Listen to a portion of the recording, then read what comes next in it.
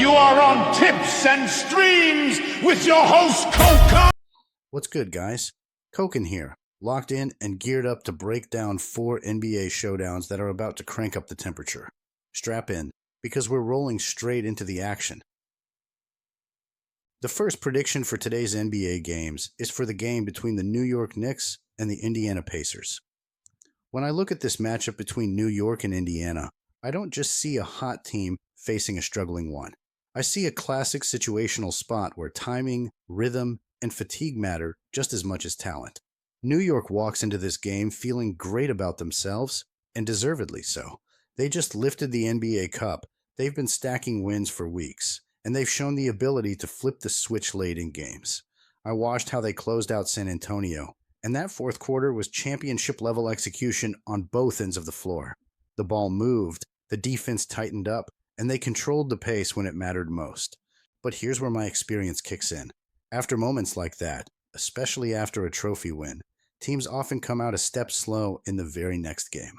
Emotionally, physically, and mentally, there's a drop. Add travel into the mix, shorten the recovery window, and suddenly even a disciplined group can look flat early. That's where Indiana enters the picture. This Pacers season has been rough, no way around it. The record tells that story clearly. The offense hasn't looked anything like what we were used to seeing a year ago, and missing their main engine has completely changed how they play. I didn't like what I saw against Washington at all, especially the way the offense stalled for long stretches. That second quarter was painful to watch. But I also know this league well enough to understand pride spots. Indiana is back at home, and this is exactly the type of opponent that can refocus a locker room. They don't need to be great in this game. They just need to be competitive, connected, and disciplined. Playing at home matters for them, and historically, this building has not been an easy stop for New York, especially when the Knicks come in on short rest. I also can't ignore the uncertainty on the New York side. Several key rotation players are dealing with question marks, and when you combine that with travel and celebration fatigue, I expect the Knicks to look a little heavy-legged. Maybe the shots don't fall as clean early. Perhaps the defensive rotations are a half step late. That's all Indiana needs to hang around. I'm not saying the Pacers suddenly turn into an elite team overnight.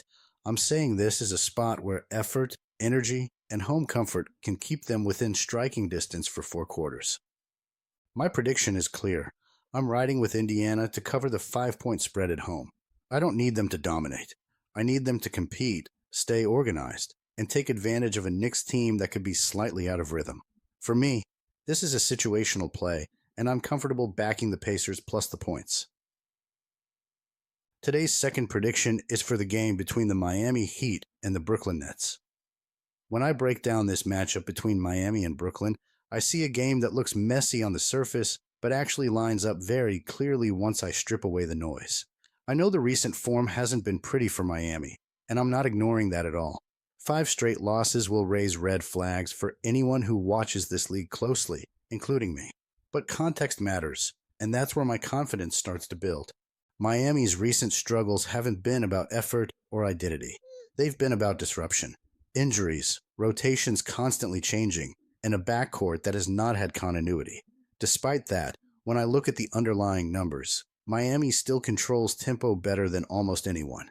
They push pace, they generate shots in volume, and they force opponents into uncomfortable defensive possessions. That combination matters a lot against a Brooklyn team that wants to slow the game down, but doesn't consistently finish defensive possessions. Brooklyn is coming in with confidence, no doubt. That blowout win over Milwaukee jumps off the page, and I respect the way they defended collectively in that stretch. But I also have to be honest with myself. That performance was an outlier built on hot shooting and perfect flow. Over a full game, Brooklyn still struggles to create efficient offense, especially in the paint, and they rely heavily on junk shooting to keep pace. What I like about Miami here is volume and pressure. Even with key players missing, this team still attacks in waves. They rank near the top of the league in shot attempts, assists, and defensive activity. That tells me they're going to keep forcing possessions, keep the ball moving, and keep testing Brooklyn's depth. Over 48 minutes, that usually shows. Defensively, Miami can still disrupt passing lanes, speed teams up when they want to, and force turnovers that turn into quick points. Brooklyn, on the other hand, has a habit of giving up open looks from distance and struggling on the glass. That's where this game tilts. Now, let's talk about scoring, because that's where my strongest conviction sits. Even though historical trends point toward lower scoring games in this building, I'm looking at the way these two teams match up right now. Miami's pace is simply too high, and Brooklyn's defense, while improved recently, still leaks points when forced to defend repeatedly. Missed shots turn into runouts.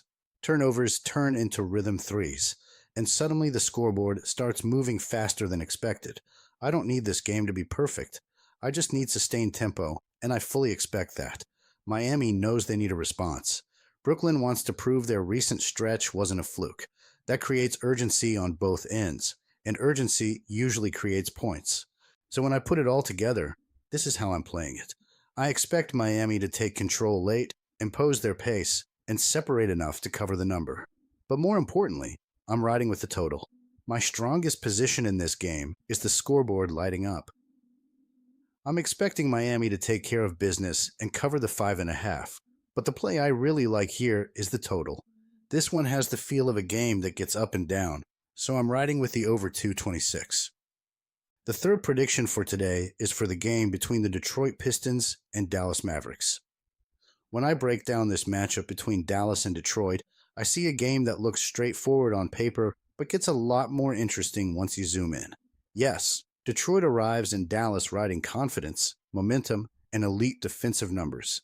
They are physical, disciplined, and built to grind teams down. I respect that, but betting on basketball has never been about headlines alone. It's about timing, spots, and context. Dallas is quietly playing better basketball than their record suggests. I've watched this group grow over the last couple of weeks, and the biggest difference for me is belief. Even in their overtime loss to Utah, they showed they can punch first, control stretches of a game, and score in bunches when they find rhythm. Cooper Flagg has become the engine of this offense, not just as a scorer, but as a tone setter. When he's aggressive, Dallas plays with pace and confidence.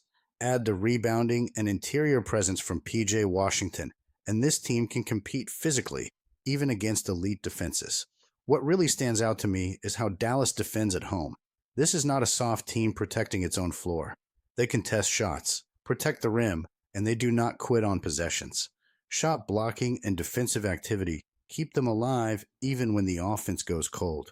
That matters a lot against a Detroit team that thrives on forcing mistakes and turning defense into easy points. Now, Detroit deserves credit. Cade Cunningham is playing like a true floor general, controlling tempo and making the right reads under pressure. The Pistons are deep, athletic, and connected defensively. They rebound, they rotate, and they make teams earn every basket. But I've also seen moments where they relax just a little after big wins. Not intentionally, just naturally. Road games against motivated teams tend to be closer than expected, especially when the opponent is fighting for identity and respect. This is where the betting angle shifts for me. Dallas has been strong in this role at home, staying competitive and making games uncomfortable for favorites. They don't need to dominate this game. They just need to stay connected, defend with urgency, and execute late. I believe they can do exactly that. Detroit will have stretches of control, no doubt. Their defense guarantees that. But Dallas has enough shot making, enough toughness, and enough urgency to hang around from start to finish. My prediction is clear.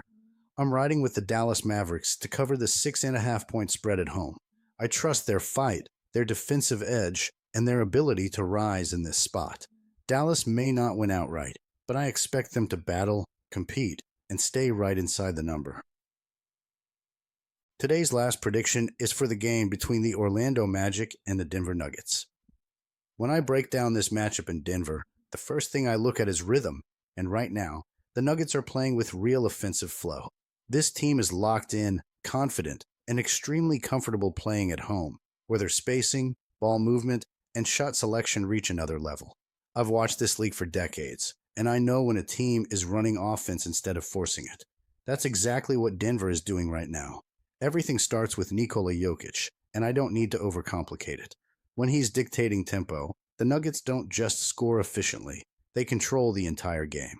He forces defensive decisions on every possession, and that's where Denver separates itself. Jamal Murray feeds off that gravity, finding his spots, knocking down jumpers, and punishing switches. This isn't just scoring, it's calculated pressure. Now, when I flip the page to Orlando, I see a team that competes hard and plays disciplined basketball, but context matters. This Magic team already struggles to stretch the floor consistently, and when key perimeter creators are missing, that issue becomes magnified. Paolo Banchero can carry scoring responsibility, but when defenses can load up and collapse without fear of kickouts, his job gets much harder. That's especially true on the road, and even more so in Denver. For me, this entire game swings on one question: is Jalen Suggs available or not? His presence changes Orlando's identity. He brings defensive edge, ball pressure, and downhill energy that this team desperately needs against a Nuggets squad that thrives on patience. At the time I'm recording this, there's no confirmation. Based on what we know right now, I'm operating under the assumption that he won't be out there. And if Suggs is not on the floor, I see Denver gradually pulling away, not with a quick burst, but with steady execution, extra possessions, cleaner looks, better late clock decisions. That's where experience shows, and that's where home court quietly does the damage. I'm not here to overthink this one. I trust Denver's offensive consistency, I trust their ability to exploit mismatches, and I trust them to close this game the right way. My prediction is clear. I'm taking the Denver Nuggets to cover the 6.5-point spread at home. If Jalen Suggs ends up playing, I'd seriously reconsider and look toward Orlando. But until that's confirmed, my money stays on Denver to control this game and cover the number.